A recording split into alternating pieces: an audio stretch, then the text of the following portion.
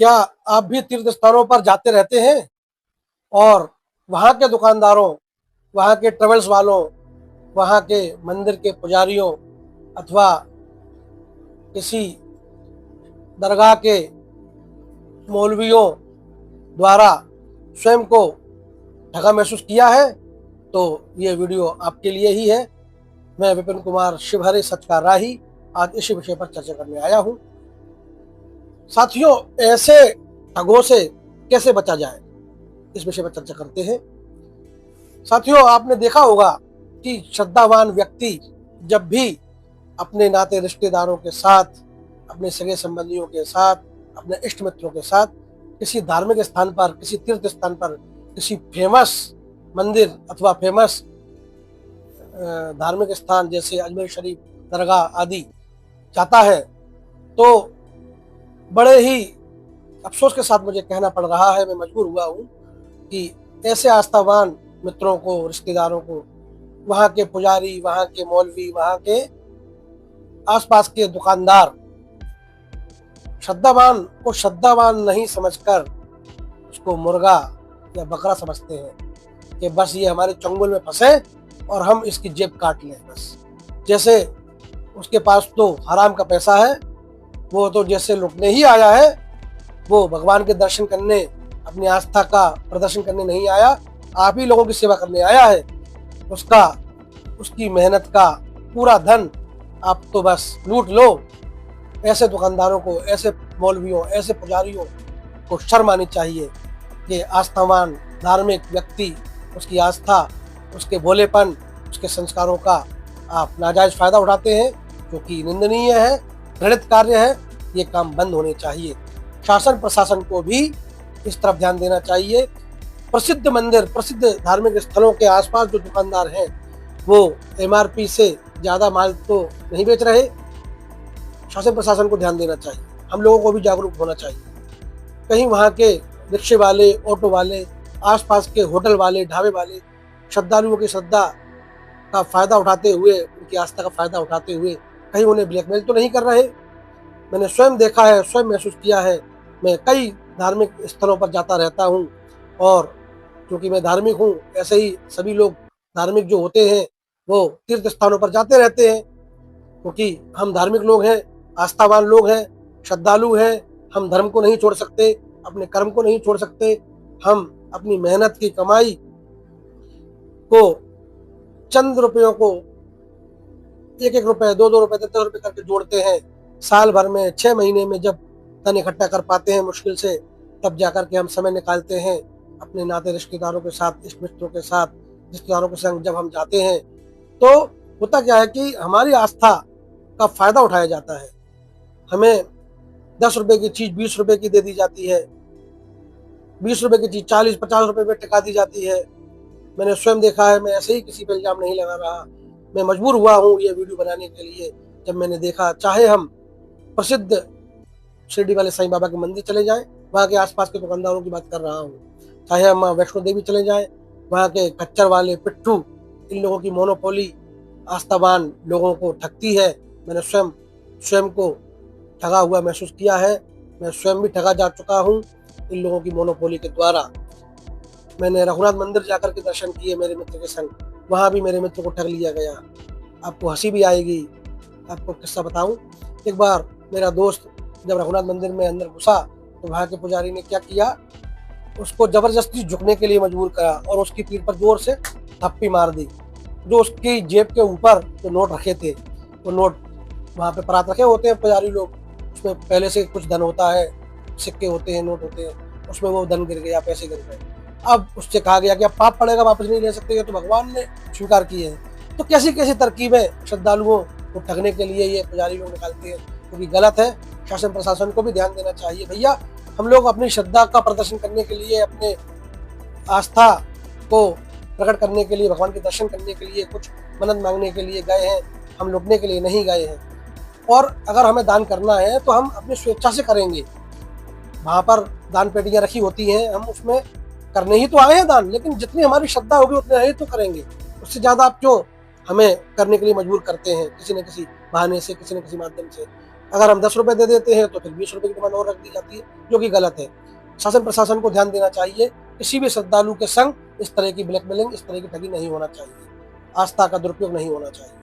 वहाँ के मंदिरों के आसपास मस्जिदों के, सॉरी मस्जिद नहीं, मस्जिद तो मैं गया ही नहीं, वहाँ दरगाह गया था अजमेर शरीफ पर। वहाँ के पुजारी ने भी, वहाँ के दुकानदारों ने क्या किया, 20 रुपए वाली माला 100 रुपए की दी, 150 रुपए की चादर 500 रुपए की दी।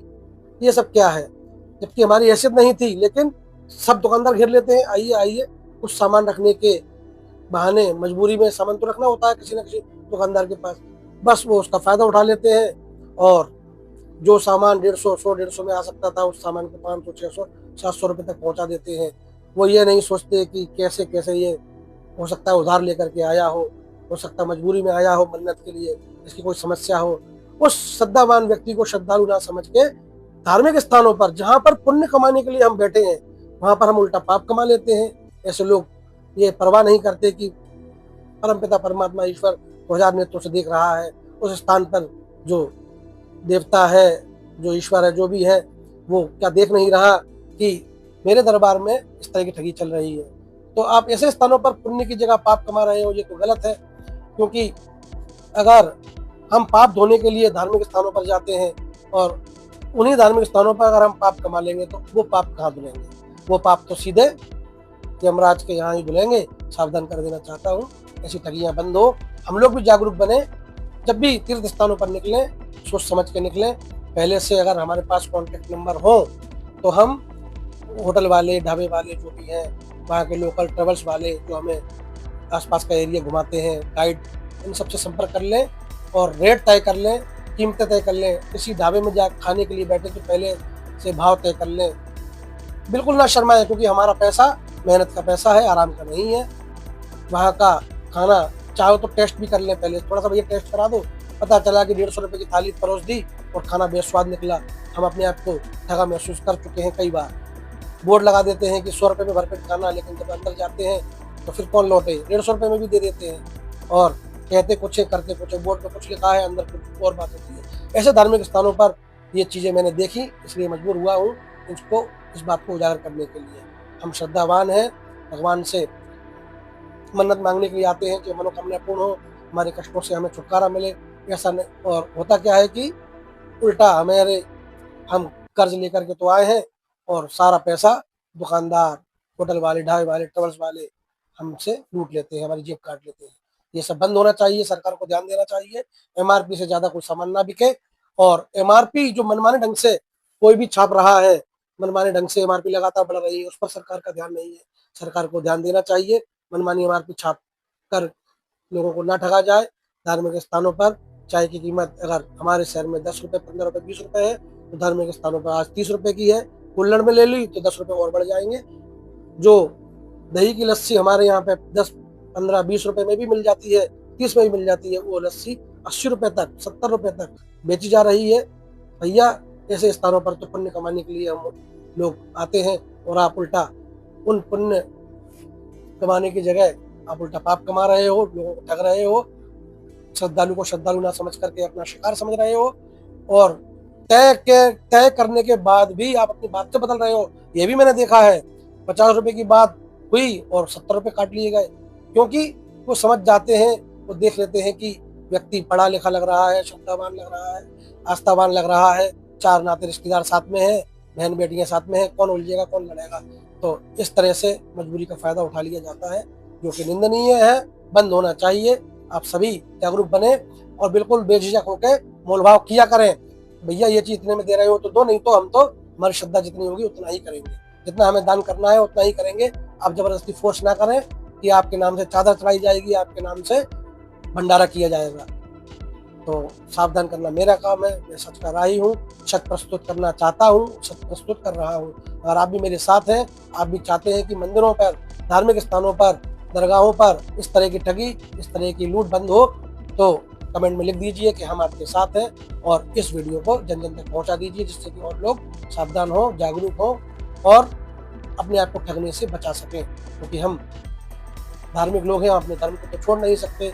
हम साल 6 महीने में ही तो जब कभी समय निकाल करके अपने अपना मन हल्का करने के लिए, अपनी मनोकामना पूर्ण करने के लिए भगवान से मन्नत मांगनी चाह पाते हैं। जैसे तैसे मध्यम वर्ग के लोग भी तो गरीब ही हैं, गरीब लोग तो गरीब है ही, मध्यम वर्ग के लोग भी गरीब हैं। इतना धन उनके पास नहीं होता कि वो इस तरह से लुटा सके। जैसे तैसे तो बेचारे किसी से कर्ज लेके, किसी से उधार लेकर के धार्मिक स्थानों पर जाते हैं, और ये गाड़ी वाले, घोड़े वाले, प्रसाद वाले, इनका तो क्या कहना। प्रसाद वालों का तो 20 रुपए का प्रसाद 60 रुपए, 70 रुपए, खुलेआम भगवान के सामने लूट चल रही है, और शासन प्रशासन मौन बना हुआ है। हमारे देश की बदनामी हो रही है। मैं शासन प्रशासन का ध्यान भी इस वक्त खींचना चाहता हूँ। आप भी मेरा सहयोग करें, ये वीडियो सरकार तक पहुंचे, शासन प्रशासन तक पहुंचे, जिससे इन घटनाओं में सुधार हो। खाटू श्याम की घटना अभी ज्यादा समय नहीं हुआ, श्रद्धालुओं के संग क्या स्वागत किया गया डंडों से, अति निंदनीय है। भैया आपके मेहमान हैं, उनका सम्मान होना चाहिए, न कि उनका अपमान।